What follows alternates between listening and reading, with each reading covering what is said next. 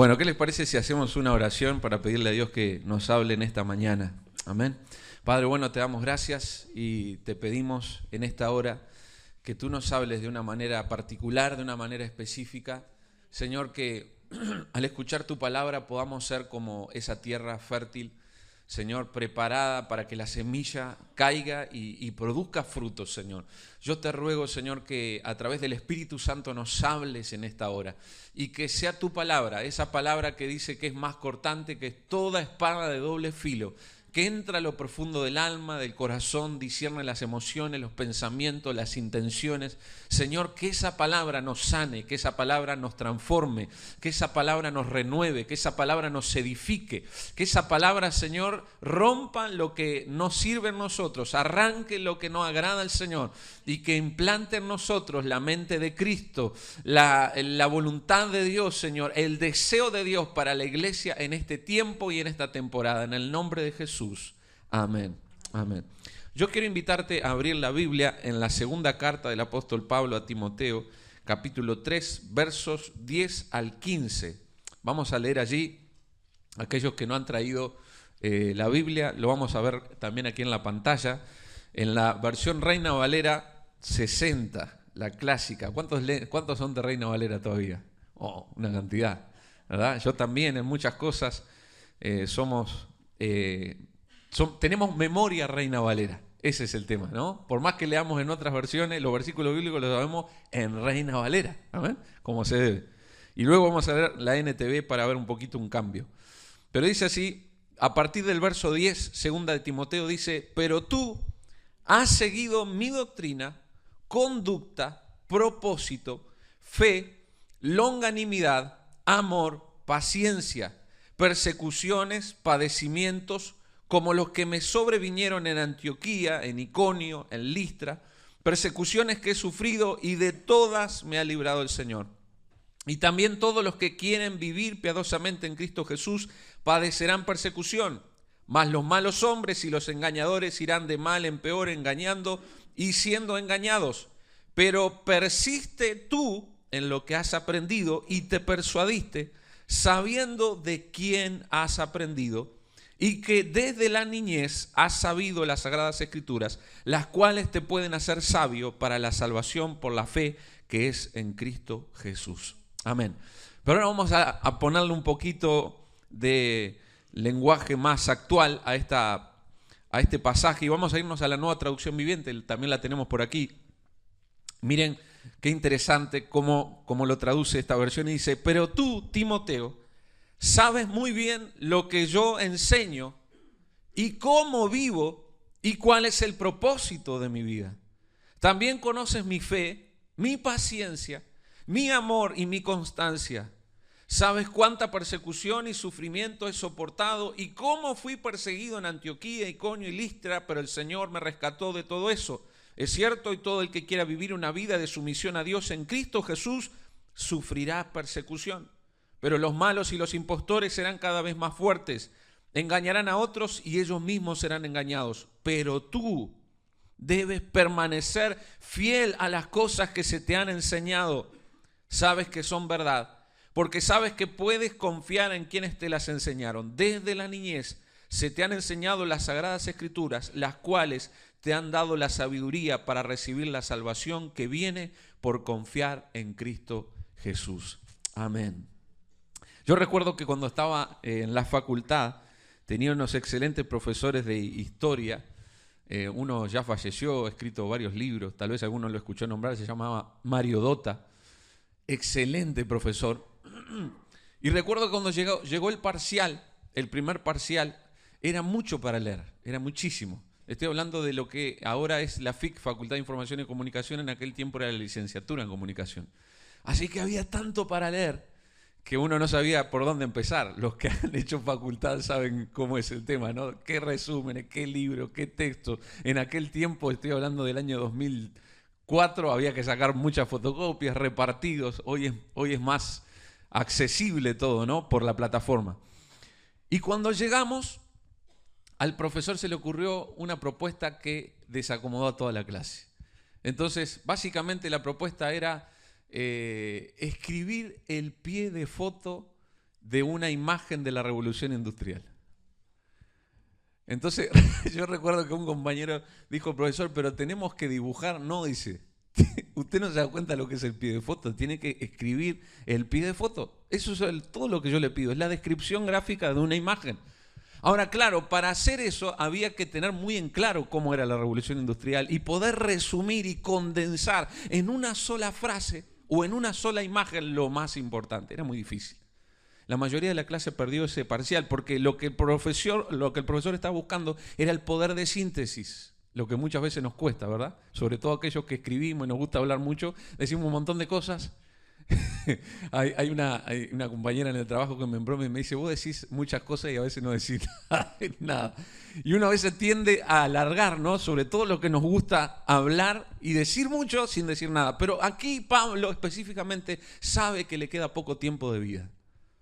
Entonces, me gustan mucho las cartas a Timoteo porque encontramos condensadas cosas espirituales de un hombre que sabe que está a punto de morir y que tiene que dejar un legado. Y cuando uno sabe que le queda poco tiempo de vida, va a decir cosas importantes, ¿sí o no? ¿Verdad? Las cosas que no quiere que se olvide. Y Timoteo era el discípulo de Pablo, en quien él había puesto sus esperanzas, su tiempo, su dedicación, su esfuerzo, su esmero, y no quiere que Timoteo se olvide de algunas cosas fundamentales. Por eso yo le he puesto a este mensaje, quiero compartir con ustedes un resumen divino de qué es ser un seguidor de Jesús, qué es ser un verdadero discípulo, qué es ser iglesia de Cristo, qué es lo que Pablo quiso que Timoteo no se olvidara y que pertinentemente también nos está invitando a nosotros hoy a mirar y a pensar qué es lo que es ser una iglesia de Cristo, qué es lo que es ser un verdadero discípulo. Si pudiéramos hacer un resumen, ¿cómo lo diríamos? Y Pablo lo hace de una manera fantástica en el verso número 10. Y dice, pero tú has seguido mi doctrina, conducta, propósito, fe, longanimidad, amor y paciencia. Y con la ayuda del Espíritu Santo yo quiero desmenuzar todo esto que Pablo está diciendo. En primer lugar, ser discípulo es un constante aprendizaje. La palabra clave ahí es didaskalia, del griego. Y esa palabra que aparece allí, capaz que podés ponerme la siguiente imagen, dice que significa enseñanza, instrucción y doctrina. O sea, actividades que imparten conocimientos o habilidades. Y Pablo dice, Timoteo, tú has seguido mi enseñanza. Y la vida de la iglesia es una vida de constante aprendizaje. Yo soy lo que soy hoy por mis maestros de escuela bíblica, por mis padres, por mis profesores de instituto bíblico que me enseñaron la palabra de Dios. O sea, este mensaje es para aquellos que se dedican a la enseñanza, o sea, esta parte del mensaje es para animarte. Si te estás dedicando a la enseñanza, la iglesia es un lugar de enseñanza, es una escuela de aprendizaje constante. No podemos vivir un evangelio puro y genuino si no tenemos gente que nos transmita la fuerza de ese evangelio a través de la enseñanza. ¿Cuántos dicen amén a eso? Por eso no podemos subestimar, y lo digo con mucho respeto porque vivimos en un siglo donde hay cosas que se han diluido un poco. Hay cosas que se tienden a dejar a un lado. Y algunos dicen, bueno, ya la escuela bíblica capaz que no era como antes y no es tan importante. Y es tan peligroso que dejemos a un lado la importancia de la enseñanza y del aprendizaje. Porque Timoteo se transformó en el discípulo que se transformó porque tuvo un maestro que intencionalmente invirtió su vida y su tiempo para formarlo. Y yo digo, predicar el evangelio es una cuestión que se puede hacer en minutos, pero discipular y formar a alguien lleva años y a veces toda la vida. Por eso Jesús se dedicó a formar a 12 nada más. Y de esos 12 tenía solamente a 3, que eran su círculo íntimo, Pedro, Juan y Jacobo, a quienes llevó a ciertos lugares donde no fueron los demás, porque estaba generando, formando sus vidas, su carácter, su personalidad, y estaba preocupado en eso. Entonces, la iglesia es un constante aprendizaje. Mira, hermano, del momento que yo pienso que ya no tengo nada que aprender, empiezo a morir espiritualmente. Aún los maestros necesitan aprender de otros. Y te vas a encontrar sirviendo a Dios tal vez a través de la enseñanza, pero en un momento vas a sentir que los más jóvenes, que los más adolescentes te están enseñando cosas. Bueno, Yo no sé si te pasa, ¿verdad? Yo tengo una hija adolescente de 14 años que obviamente me pasa el trapito, como decimos en la tecnología. Mientras yo estoy dudando si apretar un botón o no, ella lo apretó 10, 15, 20 veces y hizo un montón de cosas, ¿no? Yo estoy dudando si voy a borrar un programa porque son nativos digitales. Entonces, es un constante aprendizaje. Yo no me puedo poner una actitud de superioridad, decir yo ya lo sé todo, yo ya sé todas las cosas. No, necesito del otro también. ¿Cuántos dicen amén? Entonces, esa es la primera palabra que quiero que te lleves en tu corazón, el aprendizaje. Pero hay una segunda que Pablo le está diciendo a Timoteo allí en el verso número 10. Dice, tú has seguido mi doctrina, y luego dice conducta. Esa palabra es una palabra un poco rara. Vamos a la segunda palabra, y es agoge. Conducta significa básicamente estilo de vida o comportamiento. O sea, el evangelio no es solamente un aprendizaje teórico, sino un estilo de vida. O sea, ser discípulo de Jesús es tener un estilo de vida. Yo recuerdo a mi padre, y particularmente ahora va a ser un año que papá falleció. Yo le decía a los hermanos el otro día que cuando yo era niño, al haber nacido en un hogar pastoral, bueno, vivíamos en la casa pastoral, y cuando llegaba el culto de oración, que eran los martes, no había opción, había que ir al culto de oración.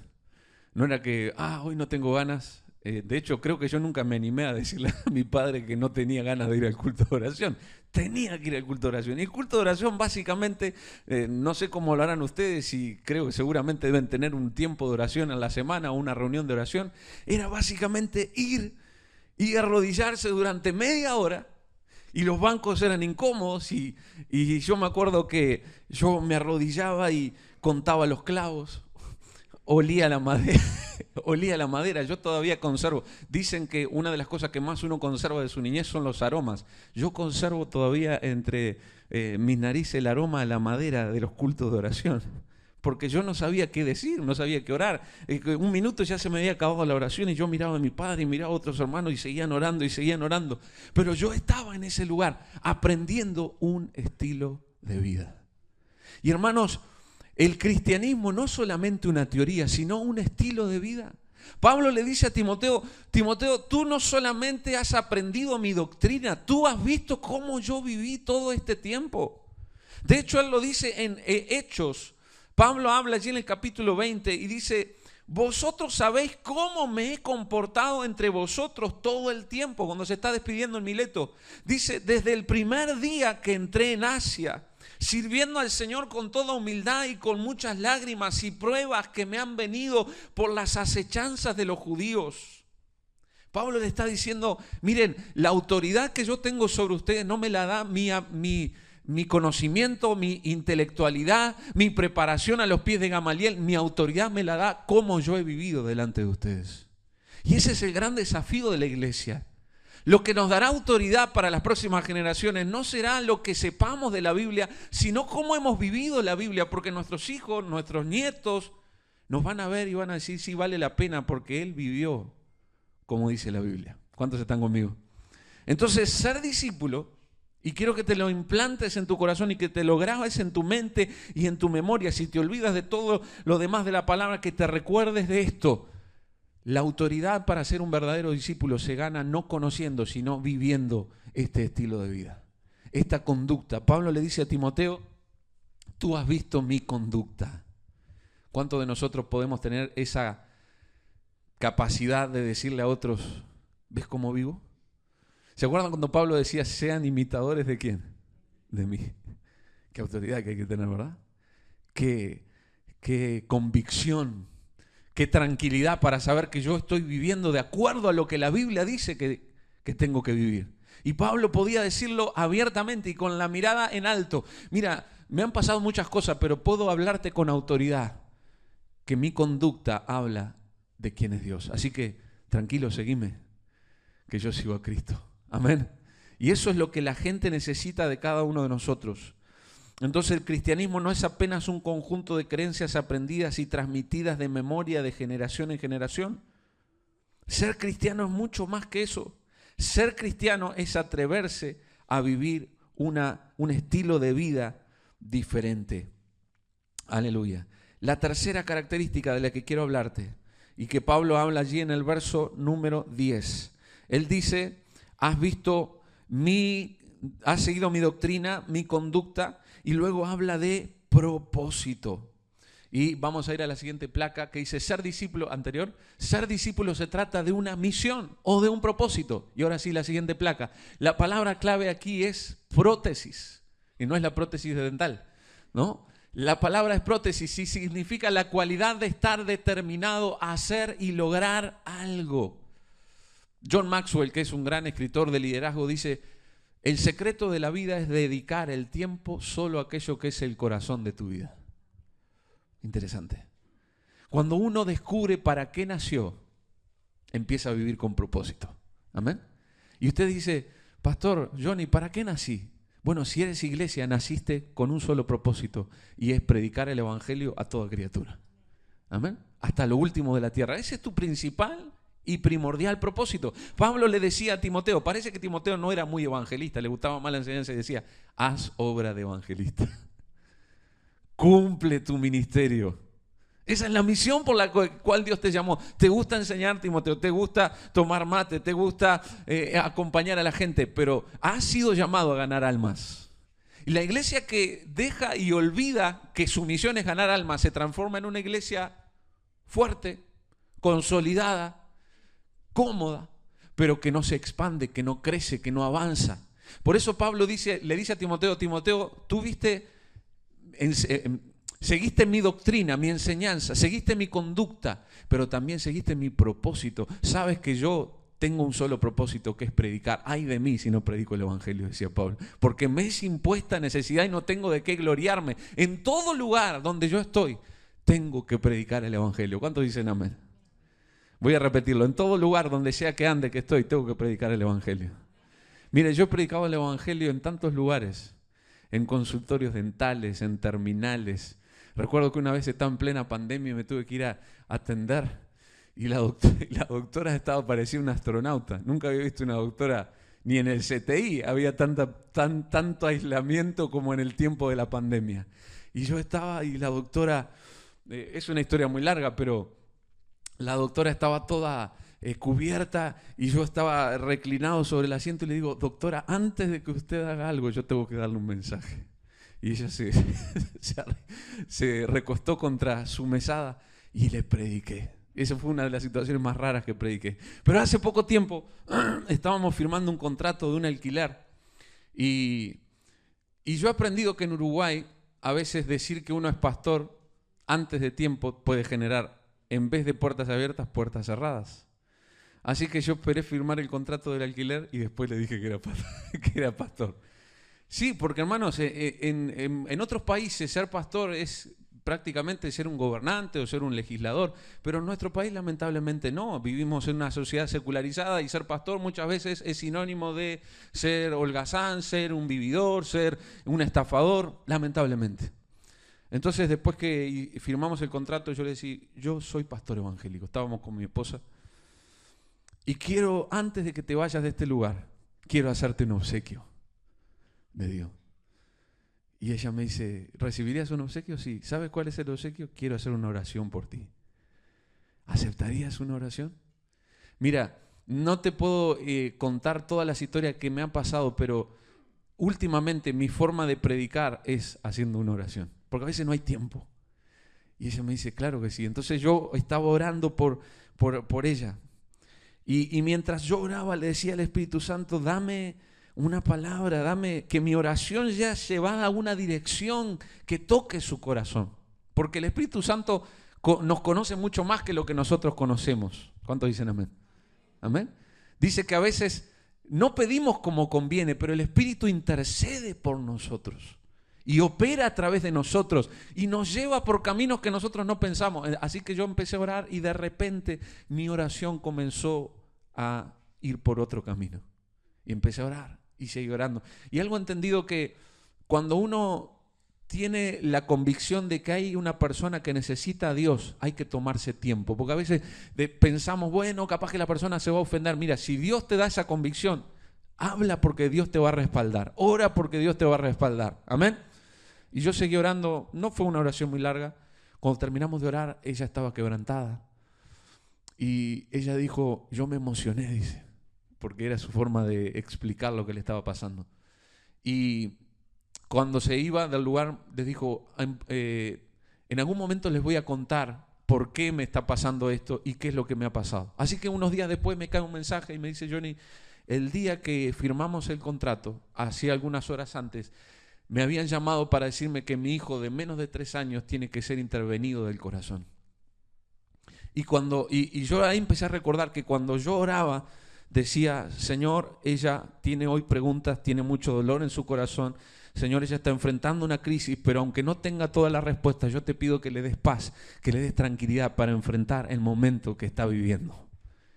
Entonces, la oración estaba operando un cambio, una transformación en su corazón. Hoy ella está viviendo un proceso de discipulado, le estamos escribiendo, le enviamos textos, ha abierto su corazón al Evangelio. ¿Y por qué sucedió esto? Porque yo he entendido desde hace muchos años que los lugares donde ando no son una casualidad, que la gente con la que me conecto no son una casualidad, que no se trata solo de negocios, que no se trata solamente de la vida terrenal, que hay propósito, y ese propósito es que la gente se salve y que conozca a Cristo. Amén.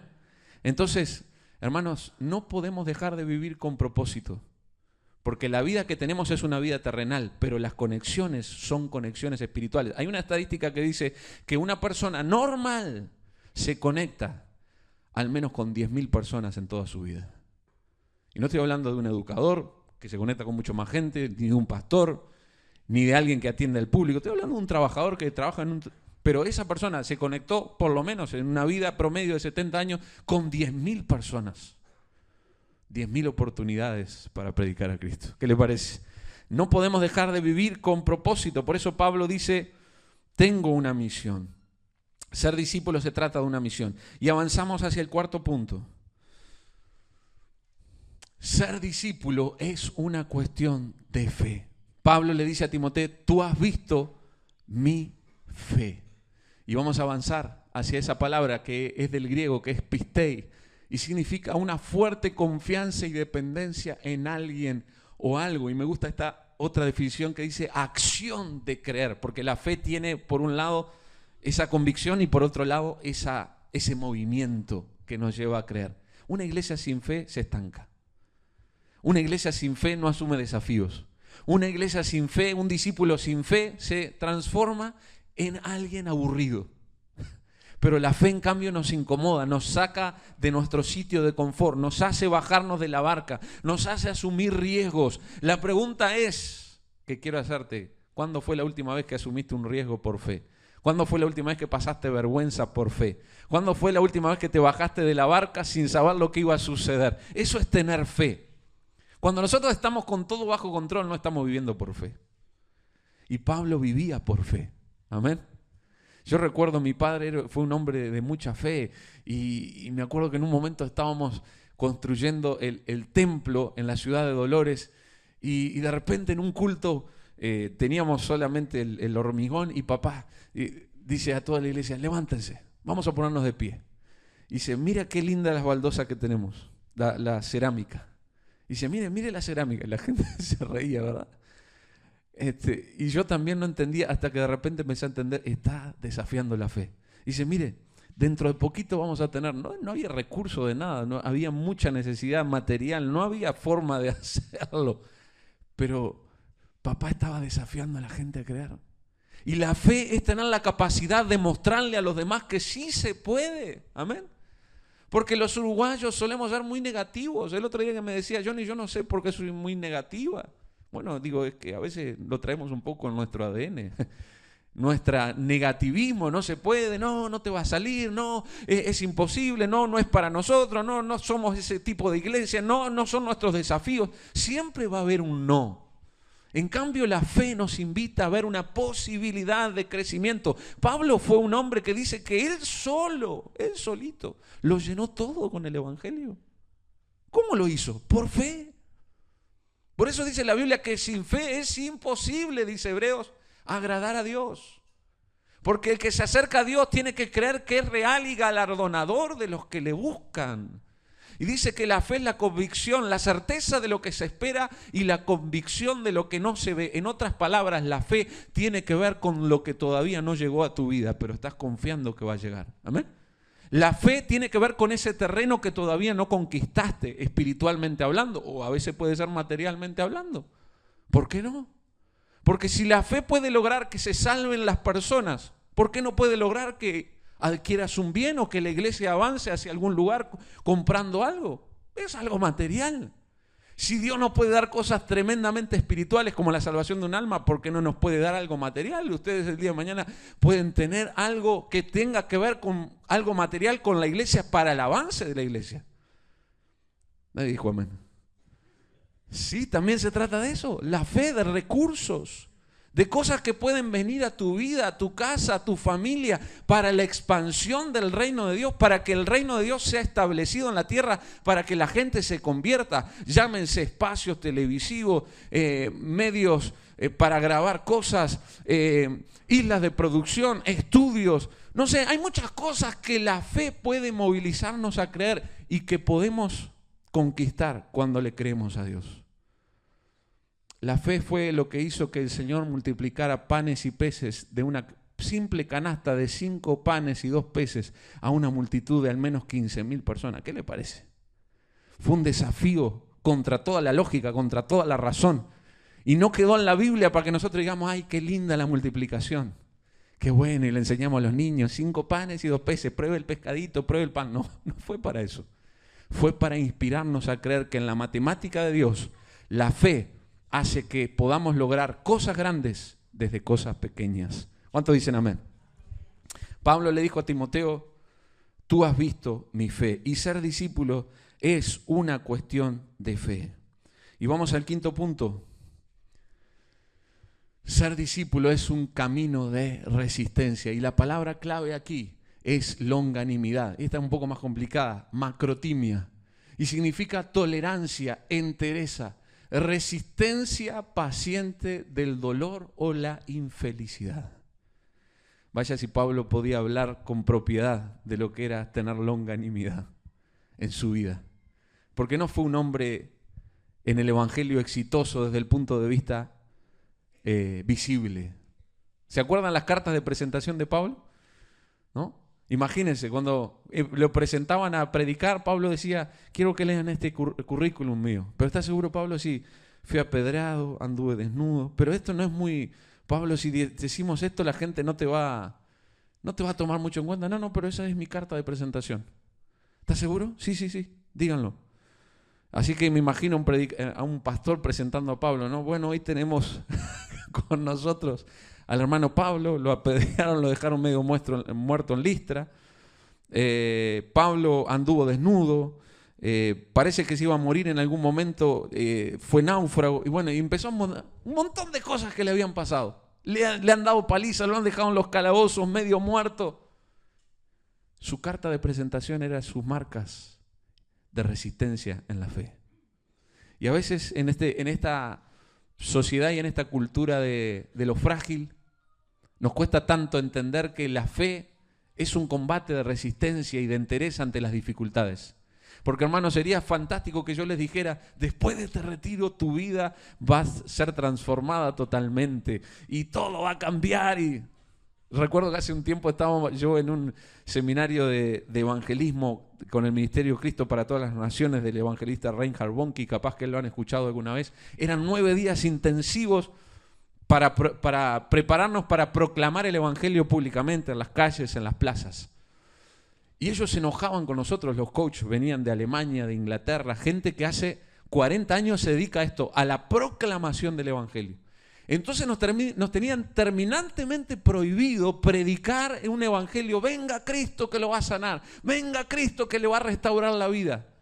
Se ponían furiosos. Me acuerdo que había uno de los que se estaba entrenando que era un evangelista de muchos años y se quería ir, estaba malo. No, yo me voy. Dice, porque yo siempre he predicado así. Tuvimos que convencerlo. No, Hernán, quédate, estamos aprendiendo.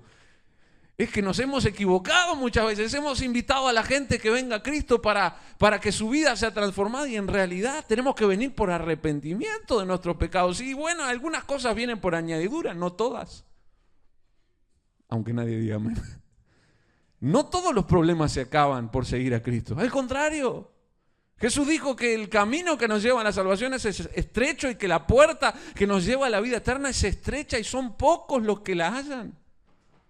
Y Pablo le dice a Timoteo, tú has visto mi longanimidad, en otras palabras, mi entereza ante las dificultades. Y en otro momento le dice, sufre pues penalidades como buen soldado de Jesucristo. En otras palabras, Timoteo, lamento decirte que desde que fuiste contratado para esta viña, vas a sufrir. Pero la fe se trata de resistir al sufrimiento con la cabeza en alto. Amén. Con la confianza plena de que hay un galardón, de que hay una recompensa, de que no estamos solos y que aún en medio del sufrimiento, como Pablo le dice a los romanos, esas cosas operarán para el bien de los que aman a Dios.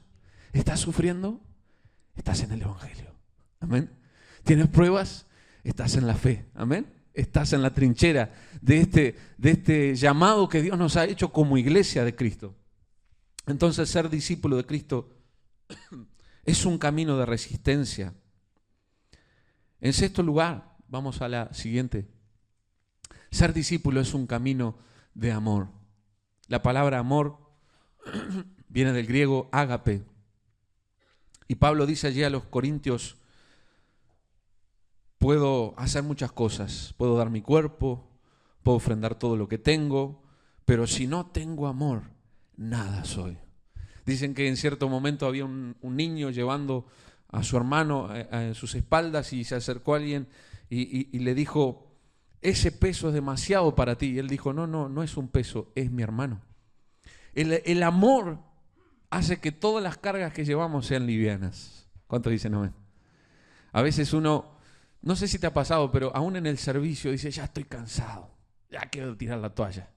Ya pienso que esto no es para mí, es mucho. ¿Y sabe cuál es el problema? El amor se está apagando. Y cuando el amor se apaga, todo lo que hacemos se vuelve pesado, cansador. Y uno dice, pero ¿y por qué? ¿Por qué antes lo hacía con tanta alegría? Porque estaba en el primer amor.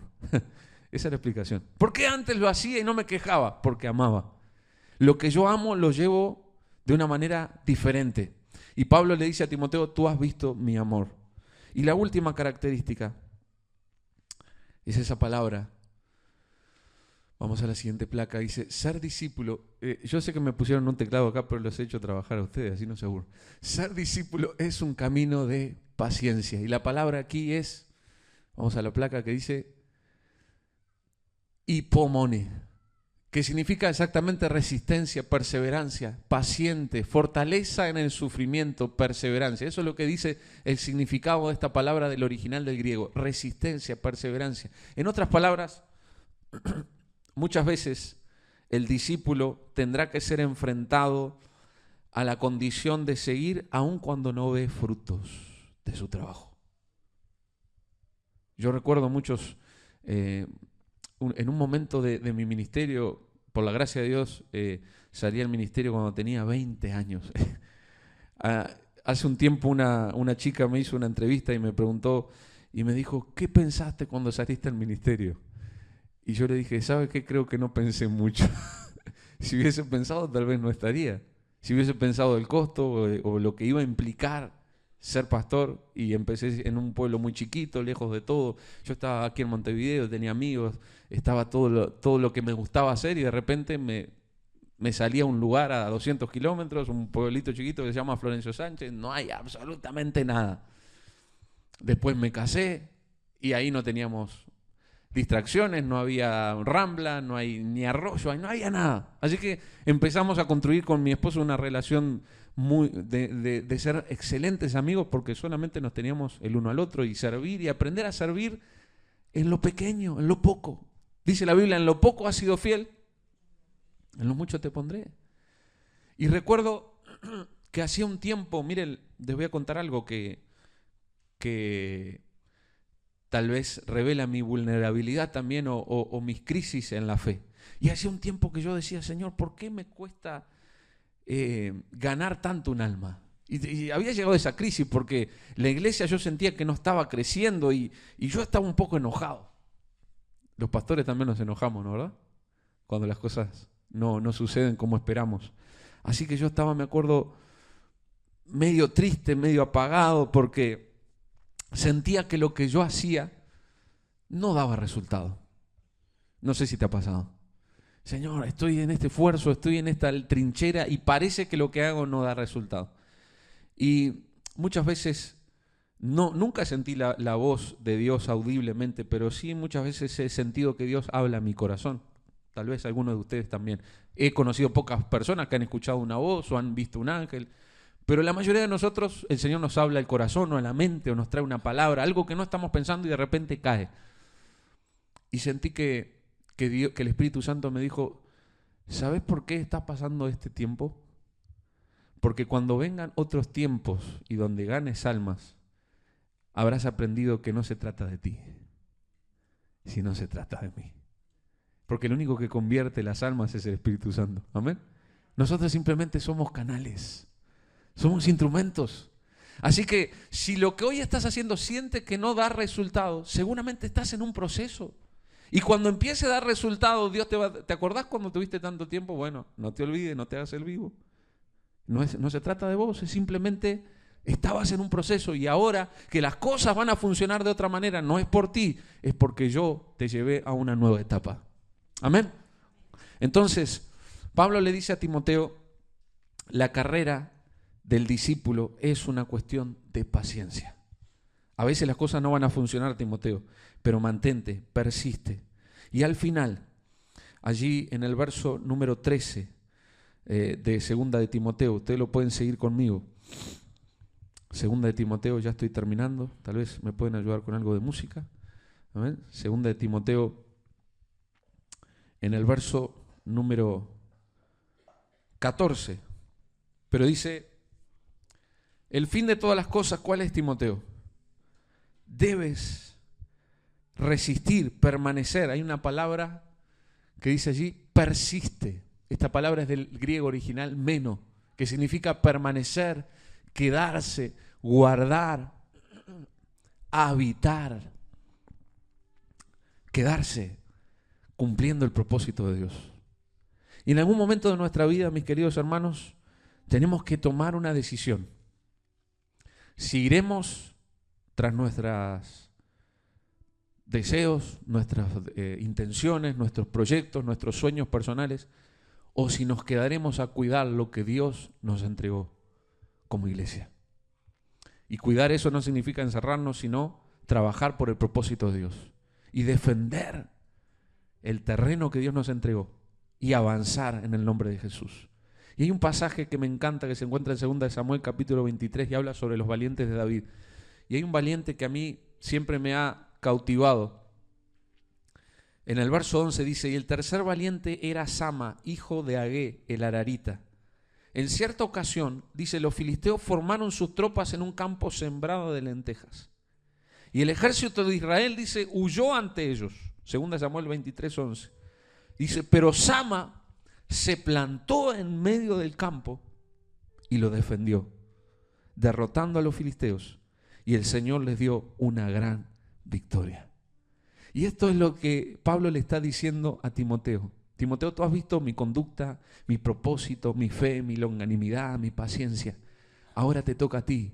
Resiste, persiste en lo que aprendiste y avanza. Amén. Quiero que se ponga de pie conmigo, por favor.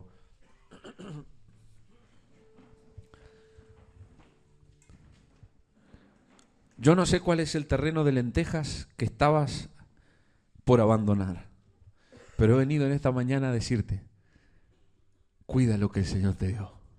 Amén. A veces el terreno de lentejas es nuestra fidelidad, nuestra lealtad, nuestra santidad, nuestro servicio. Y vemos tantas cosas que no están funcionando que podemos llegar a cometer el error de que capaz que no nací para esto. Pero el Señor hoy quiere decirte, si estás donde estás es porque hay un propósito. Amén. Si estás enseñando, si estás sirviendo, si estás trabajando en la obra, si estás haciendo algo para Dios, es porque hay un propósito.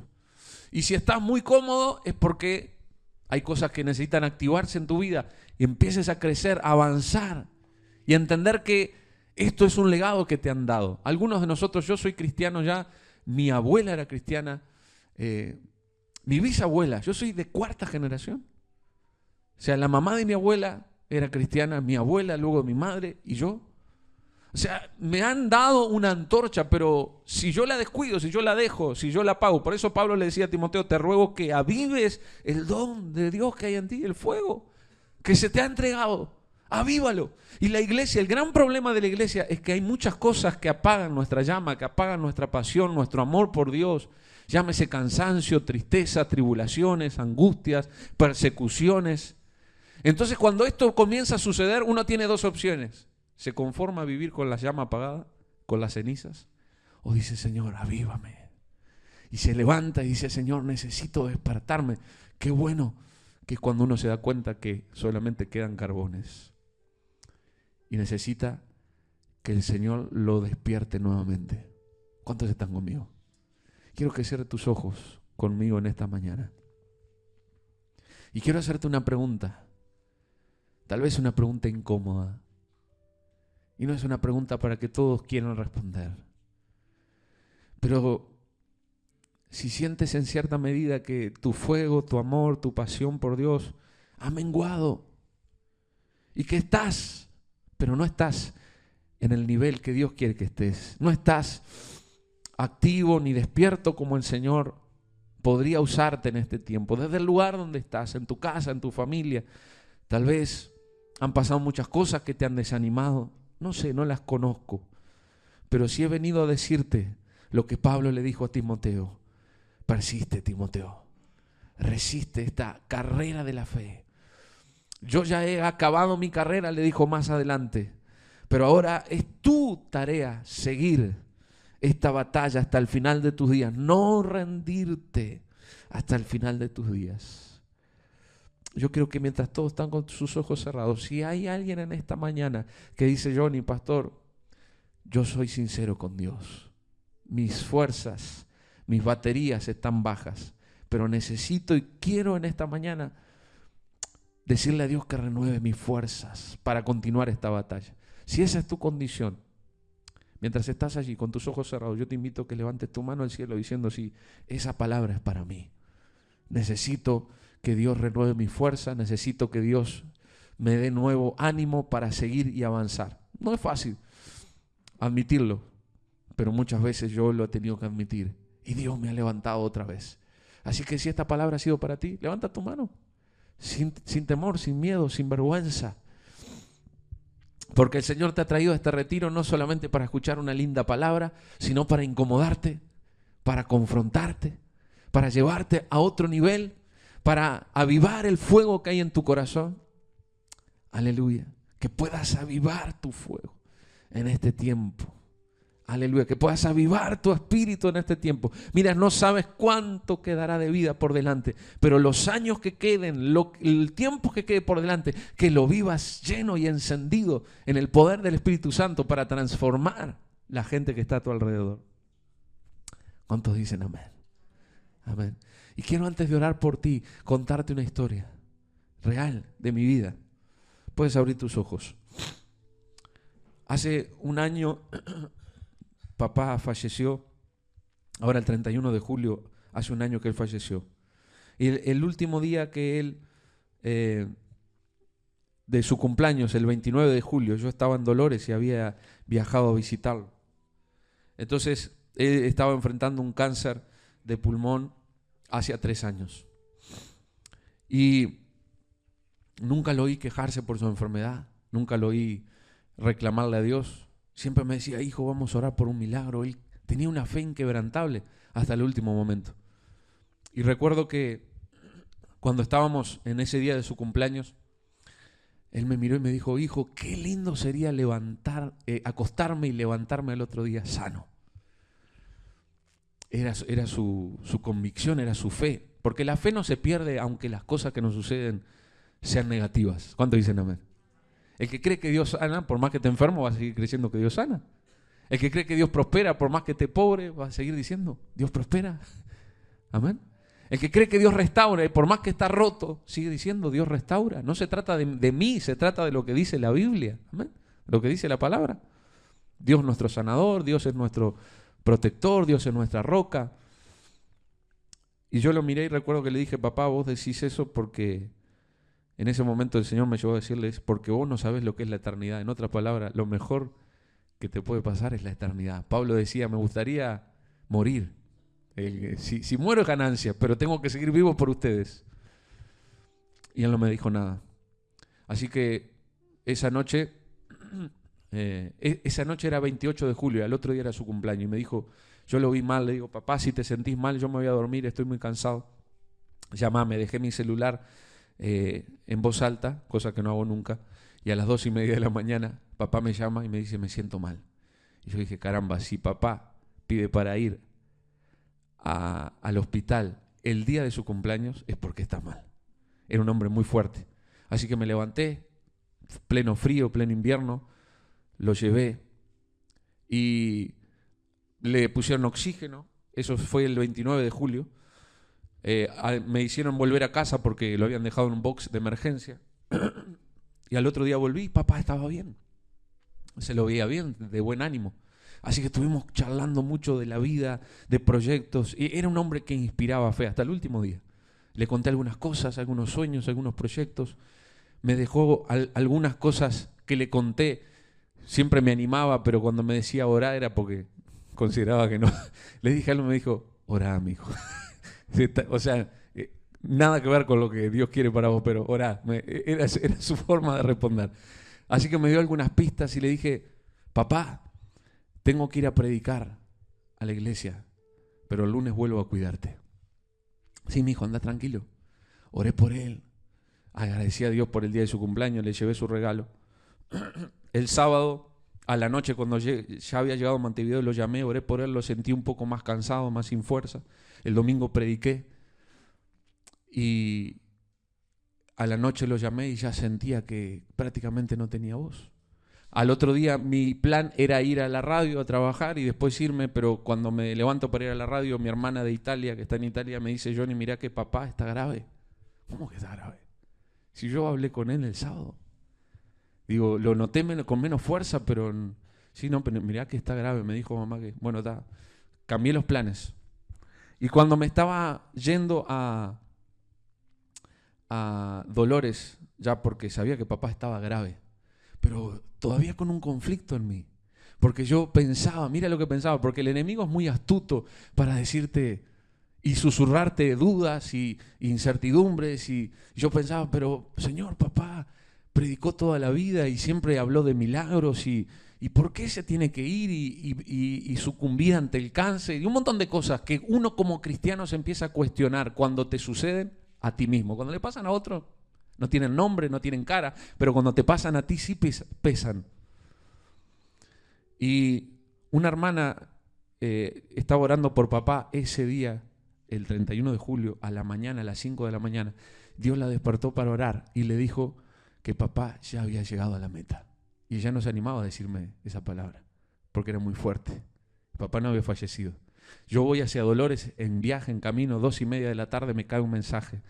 Me dice, mirá, Johnny, se la mandó a mi esposa y esa palabra decía, hoy oraba por el pastor Silvano y Dios me dijo que ya terminó la carrera. Entonces, aunque yo sentí una tristeza muy grande porque sabía que iba a despedir a mi padre, mi oración era, Señor, no me dejes llegar al lugar antes de que papá muera, o sea, que se muera antes de que yo llegue. Quiero llegar y dedicarle unas palabras y cantarle una canción en mi deseo y decirle esto, papá, andate tranquilo que terminaste de correr.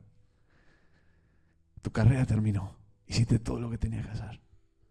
Eso es lo mejor que te puede pasar, irte con la seguridad de que viviste con propósito. De que no perdiste el tiempo de la vida haciendo tonterías. De que fuiste de verdad un discípulo de Jesús. Pablo le dijo a Timoteo, yo ya terminé mi carrera, he guardado mi fe. Por lo tanto, el Señor me reserva la corona de vida. La que prometió para todos aquellos que le amamos. Entonces, este es un llamado para que no perdamos más el tiempo, sino que empecemos a vivir como verdaderos discípulos del Señor, aprovechando bien el tiempo, dice, porque los días son malos. con propósito, con identidad, con hidalguía, con fuerza, con templanza, con perseverancia, con constancia. Oh, cuánto anhelaba yo llegar a esa habitación y decirle: papá, andate tranquilo que corriste la carrera. Llegué a las 5:30 al hospital. Y yo tenía varias cosas para hacerle. Primero, decirle: papá, te amo. No habíamos tenido una relación muy cercana y, o sea, muy sana, pero afectivamente un poco distante, porque papá fue un hombre que vivió una vida muy difícil. Su mamá lo abandonó cuando tenía 4 años, lo dejó comiendo una taza de huevo batido con azúcar. Y fue un gran padre, pero afectivamente un poco distante. Así que yo tenía algunas deudas. Decirle te amo a papá era una de mis deudas, nunca se lo había dicho. Cantarle una canción de Oscar Medina, una que dice: papá, hace tanto tiempo que quería decirte lo mucho que te amo. Papá, hoy que estás conmigo recibe tu hijo su gran admiración. Esa canción. Y luego decirle esto: papá, andate tranquilo que terminaste tu carrera. Eso era para mí mi mayor satisfacción. Entré a las 5:30 y ya vi que él estaba dormido, no podía moverse. Y él siempre me decía: hijo, cuando vayas al CTI, de hecho lo he hecho muchas veces, hablarle a las personas. Porque lo último que pierden es su oído. Te van a escuchar. Y lo he comprobado muchas veces.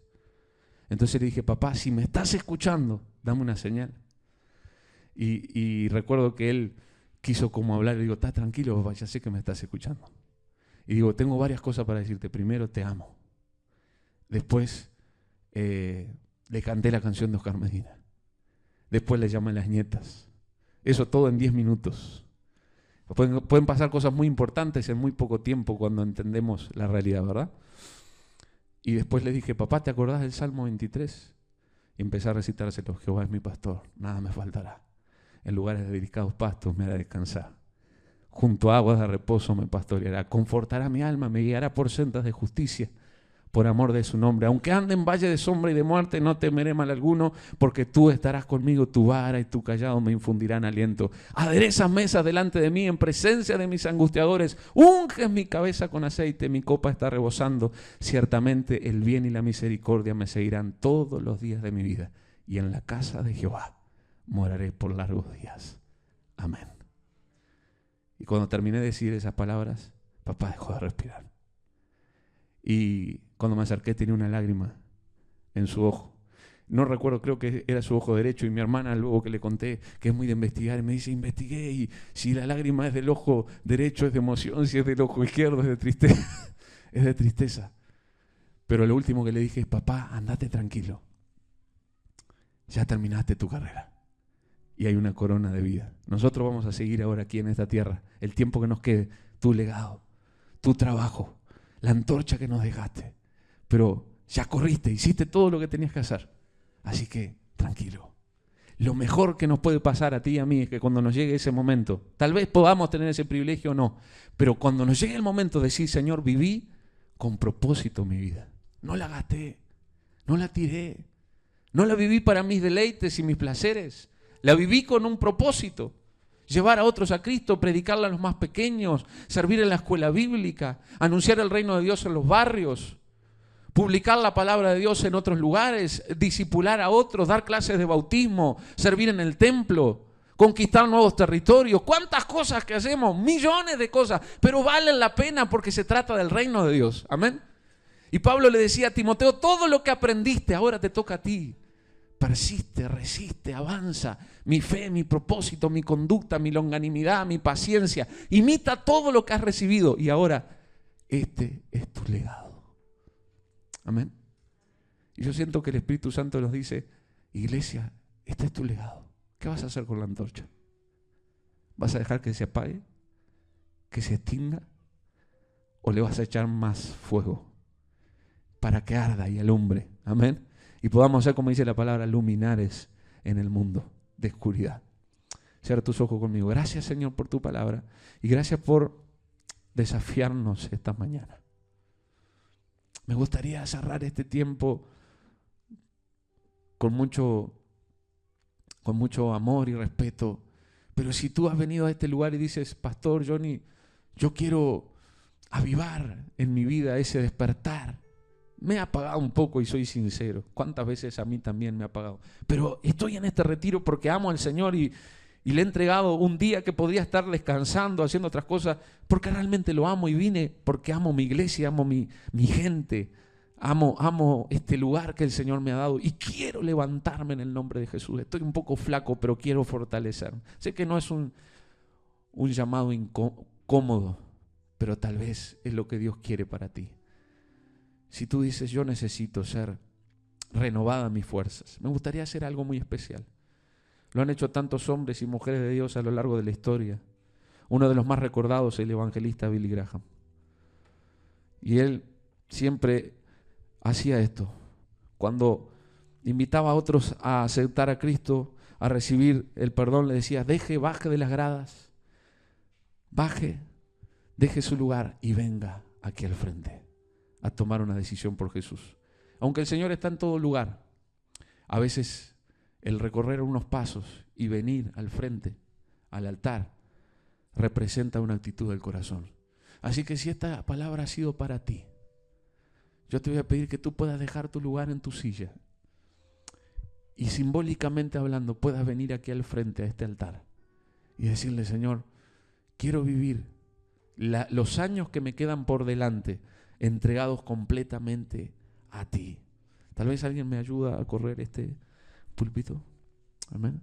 Quiero dejar este lugar libre para que todos aquellos que dicen, ese es mi llamado, esa es mi carrera, puedan llegar a este altar y decirle, Señor, reconozco que te necesito y que necesito que mis fuerzas sean renovadas.